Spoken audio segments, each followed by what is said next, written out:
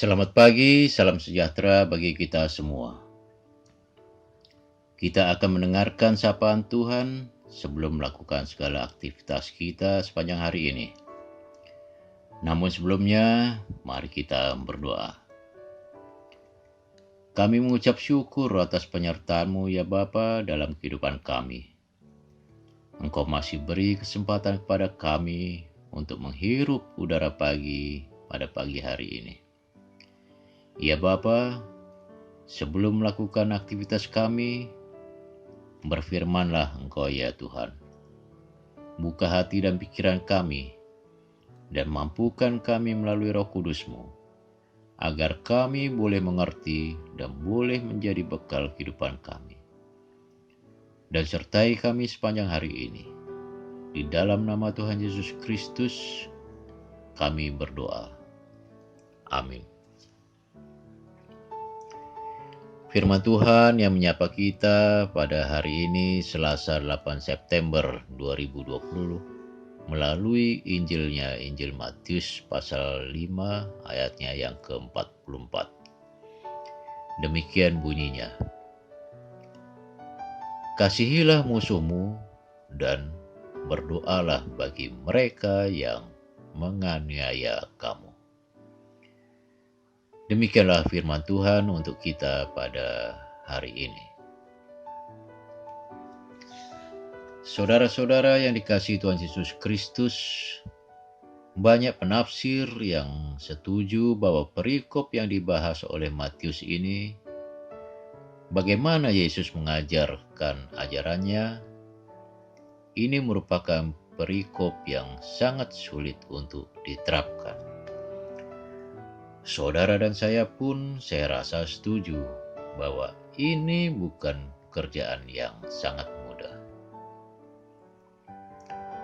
Kita diajarkan tidak saja mengasihi keluarga kita, saudara kita yang seagama, yang sesuku, yang sebangsa, tetapi melampaui batasan-batasan itu, kita pun harus mengasihi musuh kita. Kita harus mengampuni orang-orang yang telah berbuat jahat kepada kita, orang yang telah menganiaya kita. Seperti yang Yesus katakan sewaktu di kayu salib. Ya Bapa, ampunilah mereka, sebab mereka tidak tahu apa yang mereka perbuat. Saudara-saudara, setelah saya membaca sana-sini tentang nats ini, maka dapat saya simpulkan bahwa ada 3 alasan mengapa Yesus mengajarkan kita seperti nats yang kita baca hari ini. Kasihilah musuhmu. Ada 3 alasan mengapa kita diajarkan mengasihi musuh kita. Alasan yang pertama, karena Allah mengasihi kita. Saudara-saudara, Allah tahu bahwa kedagingan kita sebagai manusia itu lemah. Di Injil Matius dan Markus dikatakan bahwa roh memang penurut, tetapi daging itu lemah. Allah tahu bahwa manusia itu pada dasarnya lemah. Allah tidak menginginkan kita hidup dengan pahitnya kebencian. Tidak ingin kita hidup dalam kebencian yang berkepanjangan, karena kebencian yang mendalam dan berkepanjangan akan menjauhkan kita dari Allah. Seperti yang tertulis di Roma 8 ayat 7-8, di mana keinginan daging itu merupakan perseteruan atau permusuhan terhadap Allah, karena ia tidak takluk kepada Allah. Mereka yang hidup dalam daging tidak mungkin berkenan kepada Allah. Karena memang kebencian, sakit hati, balas dendam, permusuhan adalah cara iblis untuk merusak hidup orang percaya. Kemudian alasan yang kedua, yaitu karena kasih akan mencegah kebencian untuk berbuah lebih banyak lagi. Saudara-saudara yang dikasihi Tuhan Yesus Kristus, Allah tidak menginginkan kejahatan merajalela di muka bumi ini. Perintah mengasihi musuh adalah cara Allah untuk mencegah kejahatan yang berkelanjutan terjadi. Kalau kita runtut kejadian suatu kejahatan, cikal bakalnya adalah kebencian. Seperti cara efektif untuk memadamkan api adalah disiram dengan air. Demikian juga dengan kasih. Kasihlah yang dapat memadamkan api kebencian, sehingga kasih akan mencegah kebencian untuk berbuah menjadi kejahatan. Kemudian alasan yang ketiga adalah kasih mendatangkan hidup yang berkemenangan. Saudara-saudara, ada dua macam anugerah dari Allah yang diberikan kepada manusia. Ada anugerah secara umum dan anugerah secara khusus. Anugerah secara umum yang diberikan kepada manusia seperti yang tertulis di Matius 5 ayat yang 45, yaitu lanjutan dari nas kita hari ini, yaitu Allah menerbitkan matahari dan menurunkan hujan kepada orang yang jahat dan orang yang baik, orang yang benar dan orang yang tidak benar. Tetapi anugerah khusus, yaitu hidup yang kekal bersama Allah Bapa di sorga, adalah anugerah yang diberikan Allah kepada orang-orang yang percaya dan berkenan kepadanya. Di kitab Amsal pasalnya yang ke-25 dan ayatnya yang ke-21 sampai ke-22, dalam versi Alkitab Bahasa Indonesia Sehari-hari dikatakan,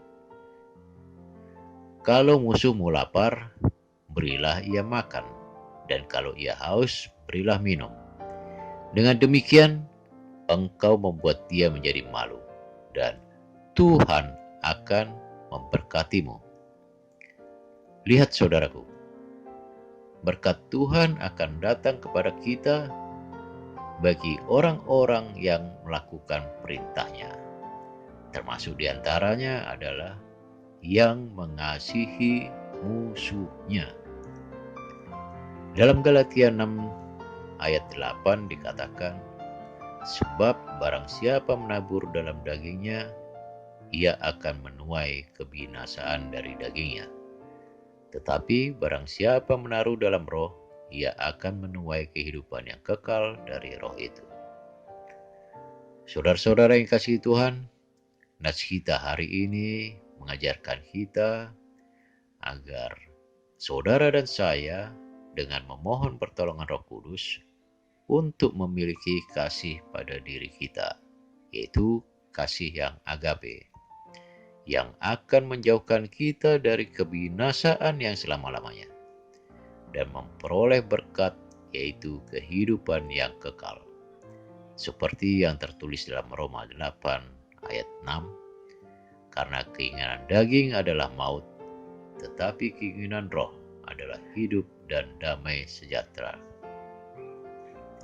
Setelah kita mampu menguasai keinginan daging kita, maka kita akan mampu mengasihi musuh kita, maka kita pun akan mampu mendoakan mereka yang menganiaya, yang memusuhi kita, untuk mereka pun juga memperoleh berkat, yaitu anugerah khusus tersebut. Akhirnya saya kutip perkataan seorang yang bernama Alfred Plummer yang mengatakan, membalas kebaikan dengan kejahatan adalah tabiat iblis. Membalas kebaikan dengan kebaikan adalah tabiat manusiawi. Membalas kejahatan dengan kebaikan adalah tabiat ilahi. Seperti yang dikatakan Rasul Paulus kepada jemaatnya di Roma. Janganlah kamu kalah terhadap kejahatan, tetapi kalahkanlah kejahatan dengan kebaikan. Roma 12 ayat 21. Amin. Selamat pagi, selamat beraktivitas. Kiranya kasih agape menyertai kita sepanjang hari ini, esok, dan selama-lamanya. Tuhan Yesus memberkati kita semua. Mari kita berdoa. Terima kasih ya Bapa atas firman-Mu pada pagi hari ini.